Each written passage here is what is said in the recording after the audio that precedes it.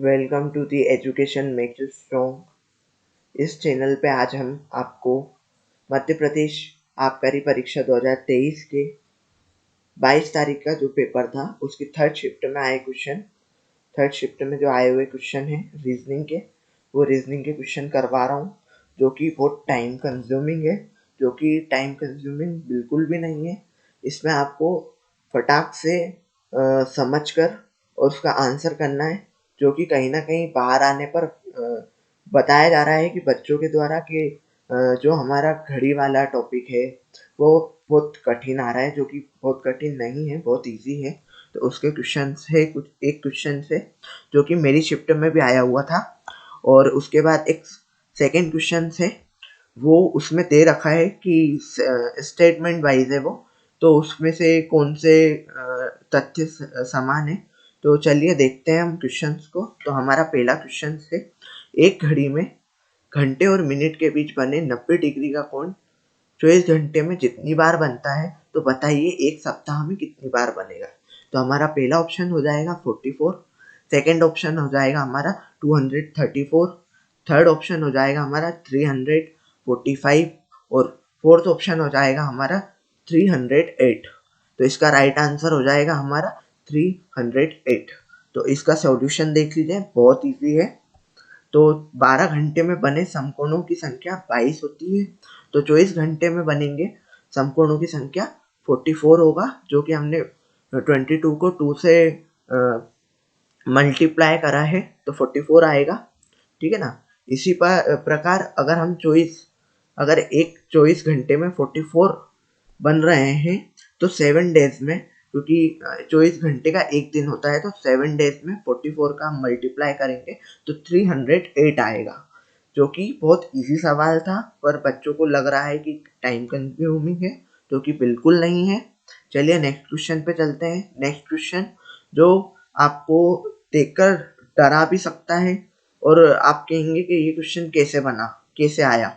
तो ये कहीं ना कहीं बच्चों को भटकाने के लिए, आपका टाइम खराब करने के लिए एग्जामर ने बहुत ही अच्छी तरीके से उसको सटीकता से जमाया हुआ है। तो चलिए इसको देखते हैं, है ना। तो नेक्स्ट क्वेश्चन पे चलते हैं। दिए गए तथ्य के आधार पर निम्न में से कौन से दो तथ्य समान है, ठीक है ना।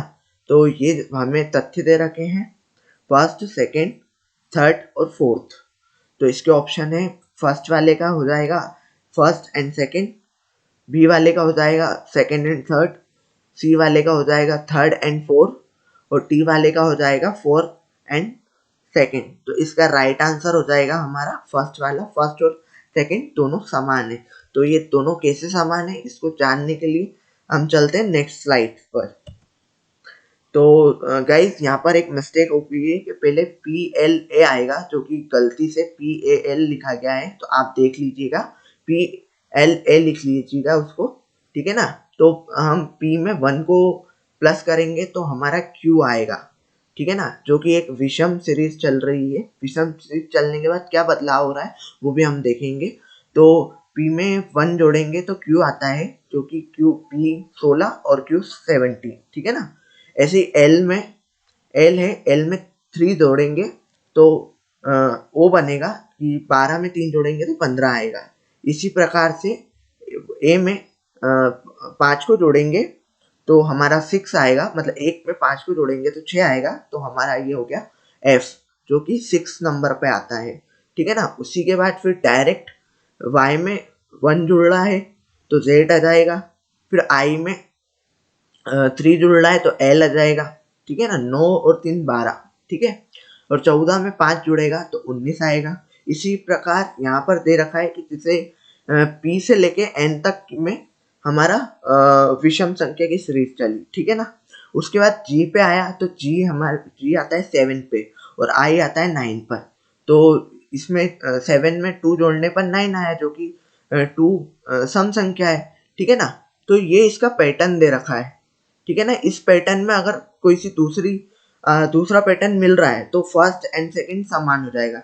जैसे कि इसमें आप देख सकते हैं 135 1352 135 1352, ठीक है ना। तो फर्स्ट एंड सेकंड सेम हो गया। ऐसे ही थर्ड और फोर्थ भी दे रखा है, तो थर्ड और फोर्थ में 135 प्लस बाद में 1 जुड़ रहा है, जो कि सेकंड वाले से बिल्कुल मैच नहीं कर रहा है और फर्स्ट वाले से भी बिल्कुल मैच नहीं कर रहा है। तो ये इन दोनों के साथ नहीं आएगा, ठीक है ना। और फोर्थ वाला भी दे रखा है, जिसमें फोर्थ वाले में 135 और +3, जो कि ना तो थर्ड वाले के साथ मैच हो रहा है, ना सेकंड वाले के साथ मैच हो रहा है, और ना ही फर्स्ट वाले के साथ मैच हो रहा है। तो आप देख सकते हैं कि फर्स्ट वाला और सेकंड वाला मैच हो रहा है, तो इसका राइट आंसर हो जाएगा फर्स्ट एंड सेकंड। तो इसी तरह का क्वेश्चन आया हुआ था, जो कि बहुत ही मैंने मेरे आसपास वाले जो दोस्त हैं उनसे पूछा कि भाई आपको ऐसा क्वेश्चन आया था, तो उन्होंने बोला आया था, तो वो बहुत कठिन था, तो वो हमने इसको स्किप कर दिया। तो मैंने बोला कि नहीं यार, वो तो बहुत इजी था। तो इजी है, आपको तो अपने ऊपर कॉन्फिडेंट रखना होगा। और अगर अभी आपका पेपर नहीं है, आने वाली 24, 25 और 26 को अगर आपका पेपर है, तो मैं कहूँगा आप रीजनिंग और मैथ्स की बहुत अच्छे से प्रैक्टिस करके जाइए, क्योंकि रीजनिंग और मैथ्स कहीं ना कहीं थोड़ी सी कैलकुलेटिव आ रही है। अगर आपकी प्रैक्टिस बहुत ही दमदार होगी, तो मैं श्योरिटी से कह सकता हूँ कि आप रीजनिंग और मैथ्स में तो नंबर ला ही सकते हैं।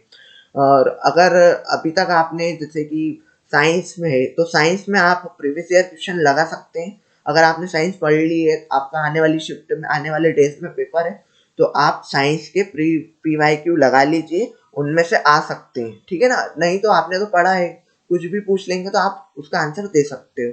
और जीके का कहें तो जीके आ रहा है आपका इंडिया लेवल पे, जो कि एमपी का जीके बिल्कुल भी नहीं आया, मेरी शिफ्ट में तो बिल्कुल नहीं आया। तो आप देख के जाइएगा एक बार इंडिया का जीके। हो सकता है कि एमपी का जीके आने वाली एग्जाम्स में आ सकता हो, तो आप ध्यान रखिए। और मैं तो यही कहना चाहूँगा कि सब सब्जेक्ट को आप इक्वल लेके चलिए, क्योंकि हर सब्जेक्ट एग्जामर चाह रहा है कि आप हर सब्जेक्ट को पढ़ें। तो कहीं ना कहीं उसने मैथ्स और रीजनिंग का जो वेटेज है, वो तो बिल्कुल 65 to 70 के समथिंग है। और बाकी में 30 से 35 क्वेश्चन आपके जीएस के मिल जाएंगे और जीके के मिल जाएंगे। तो ठीक है, चलते हैं, आज इस सेक्शन को एंड करते हैं। और अगर आपने हमारे चैनल को सब्सक्राइब नहीं करा हो, तो आप हमारे चैनल को सब्सक्राइब कर लें। और हमारा एक टेलीग्राम ग्रुप भी है, अगर आपने अभी तक हमारे टेलीग्राम को ज्वाइन नहीं करा है, तो मैं इस वीडियो के बाद आपको कमेंट में टेलीग्राम की लिंक पिन कर दूंगा, तो जाके आप टेलीग्राम की चैनल में जाके ज्वाइन हो जाइए, और इसकी पीडीएफ आपको टेलीग्राम में मिल जाएगी। और हमारे टेलीग्राम में बहुत सारे क्विज भी आपको टाइम टाइम पर मिलेंगे, और आने वाली जितनी भी एग्जाम्स के नोटिफिकेशंस, एडमिट कार्ड और वैकेंसीज के बारे में बताया जाएगा, ठीक है ना। तो thank you very much for this season, bye.